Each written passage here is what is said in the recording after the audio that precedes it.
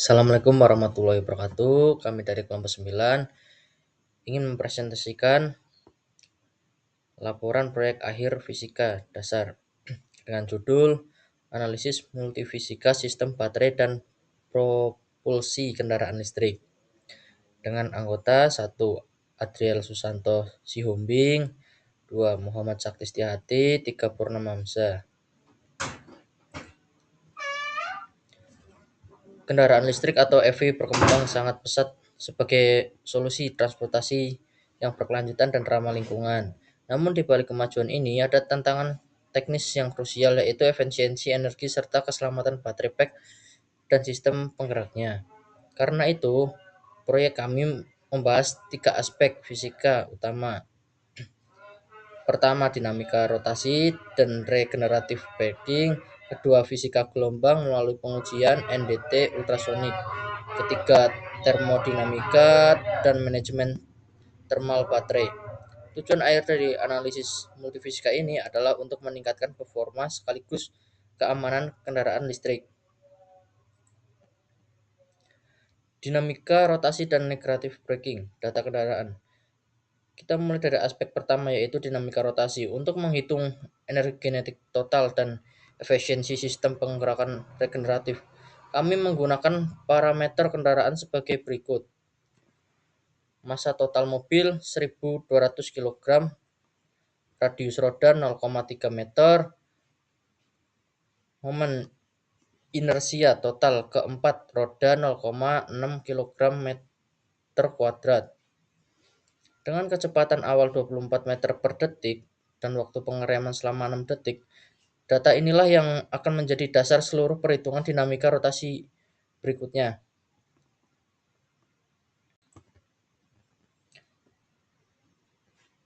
Dinamika rotasi perhitungan energi dan kecepatan sudut.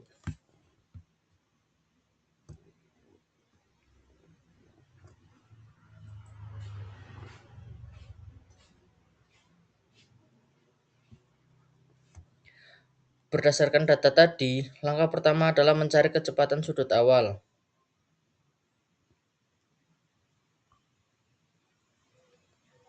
Omega 0 yaitu kecepatan linear dibagi radius roda, 24 dibagi 0,3 sama dengan 80 radian per detik.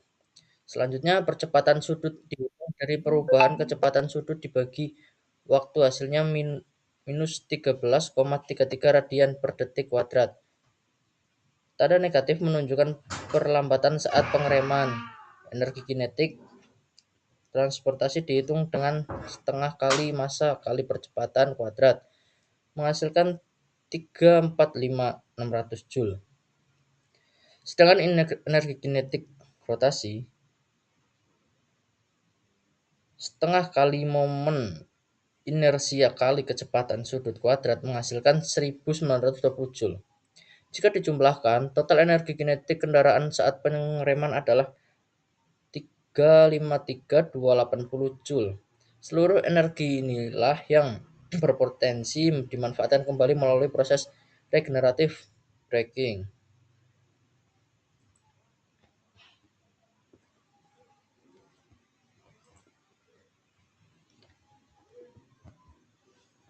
Regeneratif braking,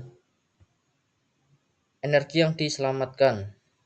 Dengan asumsi efisiensi sistem regeneratif braking sebesar 80%, kita bisa menghitung energi yang berhasil diselamatkan menggunakan rumus E regen sama dengan eta dikali E kinetik. Hasilnya 0,80 dikali 353,280 Joule sama dengan 282,624 Joule. Energi yang berhasil dikonversi kembali menjadi energi listrik dan disampaikan ke baterai sisanya.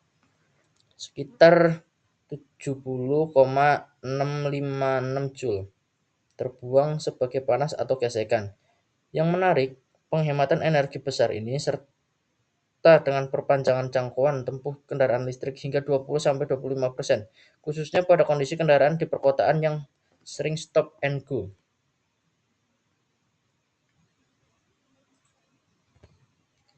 Fisika gelombang, data pengujian ultrasonik. Beralih ke aspek kedua, yaitu fisika gelombang, khususnya pengujian non-destructive tensing atau NDT ultrasonik.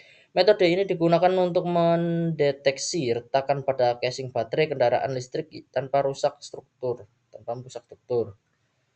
Casing baterai pada studi ini menggunakan material baja dengan modulus Young sebesar 2 kali 10 pangkat 11 Pascal dan massa jenis 7.800 kg per meter kubik.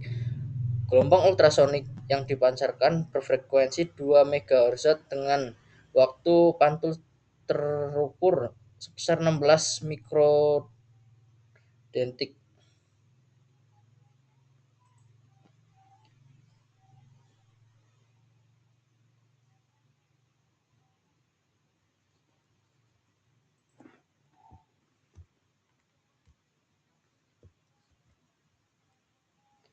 Langkah pertama, kita hitung kecepatan gelombang menggunakan rumus akar dari modulus yang dibagi massa jenis. Hasilnya akar dari 2 kali 10 pangkat 11 bagi 7.800 kira-kira 5.063,7 meter per detik. Langkah kedua, kedalaman retakan dihitung dari kecepatan dikali waktu tempuh total dibagi 2 karena gelombang menempuh jarak pergi pulang hasilnya 5.063,7 dikali 16 kali 10 pangkat minus 6 dibagi 2 sama dengan kira-kira 0,4 kira-kira 4,05 cm. Kesimpulannya, gelombang ultrasonik terdeteksi memantul pada kedalaman 4,05 cm yang menunjukkan adanya retakan pada casing dan memerlukan tindakan perbaikan segera demi menjaga keamanan baterai.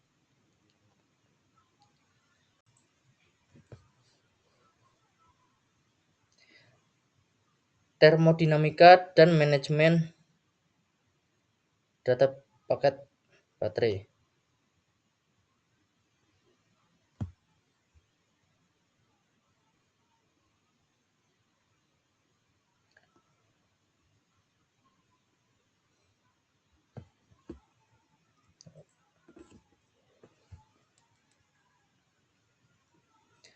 Aspek ketiga adalah termodinamika dan manajemen thermal. Di sini kita menganalisis disipasi panas dan kenaikan suhu baterai pack saat proses pengisian cepat atau fast charging. Data yang digunakan massa baterai 300 kg, kapasitas calor spesifik 900 Joule per kilogram derajat Celcius. Resistensi internal 0,04 ohm dengan arus pengisian cepat sebesar 150 ampere selama 15 menit.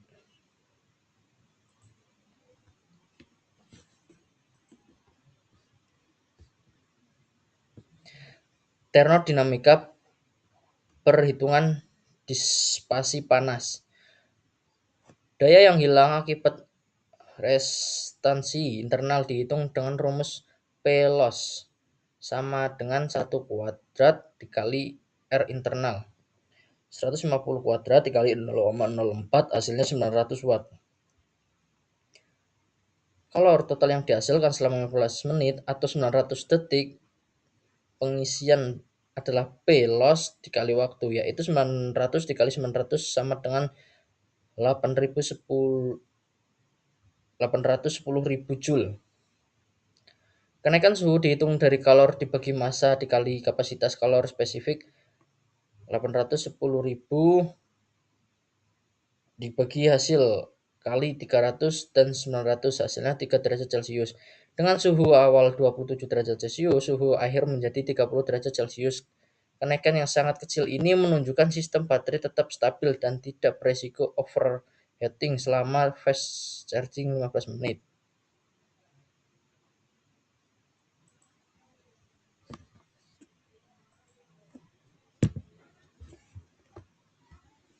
Grafik arus versus laju kenaikan suhu.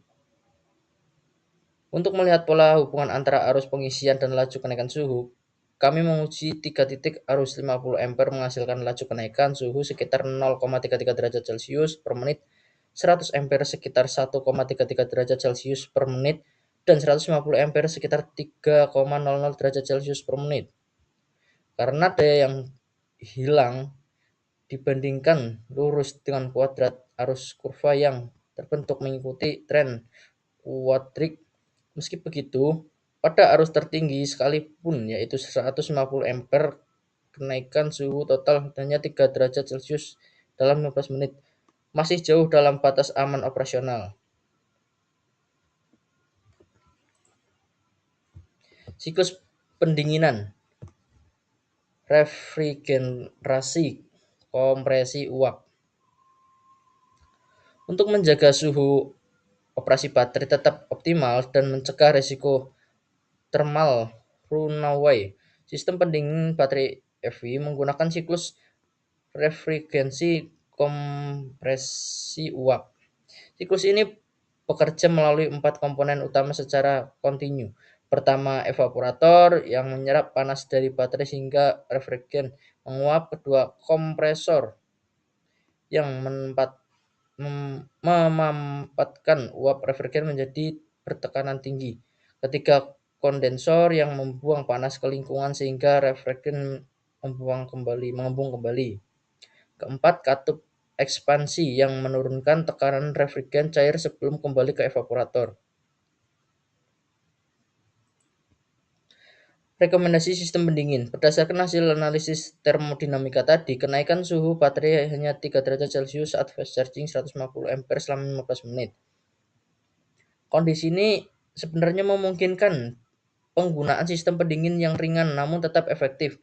Untuk itu, kami merekomendasikan dua pilihan, active air cooling menggunakan fan atau indirect liquid cooling menggunakan plat aluminium. Dengan delta T yang serendah ini, solusi tersebut sudah cukup efisien, khususnya untuk segmen GT car, sekaligus tetap menjaga suhu operasional baterai pada level yang aman. Kesimpulan utama proyek. Sebagai penutup, berikut rangkuman temuan dari analisis multifisika kami. Dari sisi dinamika rotasi, energi kinetik total kendaraan sebesar 353,280 Joule dengan efisiensi regeneratif braking 80%. Dari segi gelombang ultrasonik, cepat rambat gelombang pada casing baja sebesar 5.063,7 meter per detik. Dengan retakan terdeteksi pada kedalaman 4,05 cm. Dari sisi thermal, dispansi panas sebesar 900 watt hanya menyebabkan kenaikan suhu 3 derajat Celcius yang masih aman.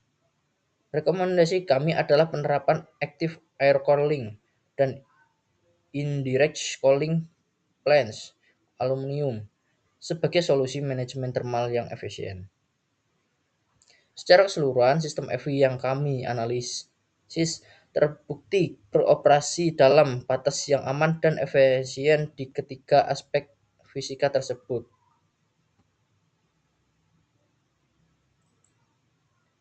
Demikian presentasi dari kelompok kami mengenai analisis multifisika sistem baterai dan propulsi kendaraan listrik. Terima kasih atas perhatiannya. Kami ucapkan terima kasih sekali lagi.